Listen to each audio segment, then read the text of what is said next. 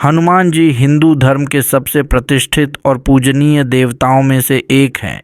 वे भगवान शिव के 11वें रुद्र अवतार माने जाते हैं और उनकी पूजा विशेष रूप से शक्ति, भक्ति और साहस के प्रतीक के रूप में की जाती है। उनका चरित्र रामायण और महाभारत जैसी महान ग्रंथों में विस्तार से वर्णित है। खासकर रामायण में उनकी भूमिका भगवान राम के सबसे वफादार और निस्वार्थ भक्त के रूप में प्रमुखता से सामने आती है। जन्म कथा: हनुमान जी का जन्म पवन देवता और अंजना के पुत्र के रूप में हुआ था। उनकी माता अंजना एक वानर योद्धा थीं, जो पूर्व जन्म में एक अप्सरा थीं, जिन्हें आर्ष के श्राप से मुक्ति दिलाने के लिए धरती पर आना पड़ा था। पवन देव ने अंजना की भक्ति और तपस्या से प्रसन्न होकर उन्हें एक पुत्र प्रदान किया।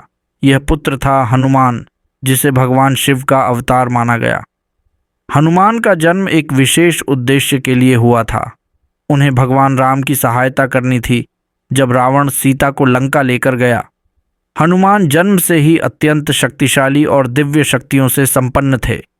बचपन में ही उन्होंने सूर्य को फल समझकर निगलने की कोशिश की थी, जिसके कारण इंद्र ने उन पर वज्र से प्रहार किया। इस प्रहार से उनके गाल हंस पर चोट लगी और इसलिए उनका नाम हनुमान पड़ा। पवन देव अपने पुत्र पर प्रहार से क्रोधित हुए और उन्होंने धरती पर वायु को रोक दिया, जिससे समस्त जीवन संकट में आ गया। तब सभी देवताओं ने पवन देव से क्षमा मांगी और हनुमान को अपार शक्तियां प्रदान की। हनुमान और राम जब भगवान राम अपनी पत्नी सीता की खोज में वन में थे, तब उनकी भेंट हनुमान से हुई। हनुमान तुरंत पहचान गए कि राम वही विष्णु के अवतार हैं जिनकी सेवा के लिए उनका जन्म हुआ था। हनुमान ने राम के प्रति अपनी निष्ठा और भक्ति को समर्पित कर दिया और उन्हें वचन दिया कि वे उनकी हर कठिनाई में मदद करेंगे। जब रावण ने सीता को लंका में बंदी बना लिया, हनुमान जी ने राम की सहायता के लिए समुद्र पार किया और सीता की खोज में लंका गए। वहां उन्होंने सीता को रावण की कैद में पाया और उन्हें भगवान राम का संदेश दिया। सीता की अंगूठी और संजीवनी बूटी रामायण की सबसे प्रसिद्ध कथाओं में से एक है, जब लक्ष्मण रावण के साथ युद्ध में गंभीर रूप से घायल हो गए।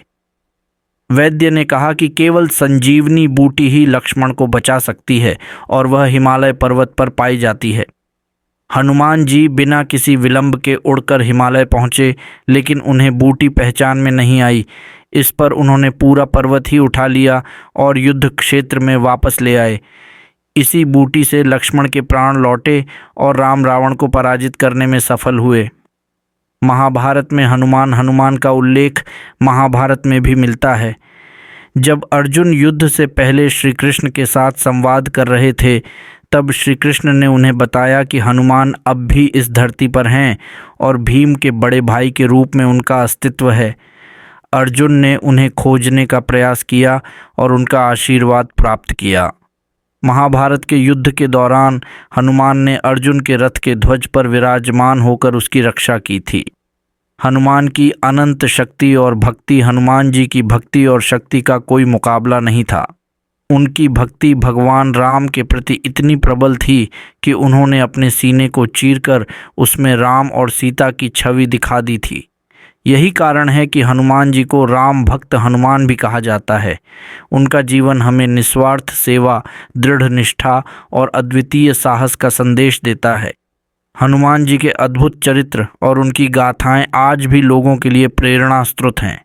वे अपने भक्तों के सारे दुख दूर करते हैं और संकटों से उबारते हैं।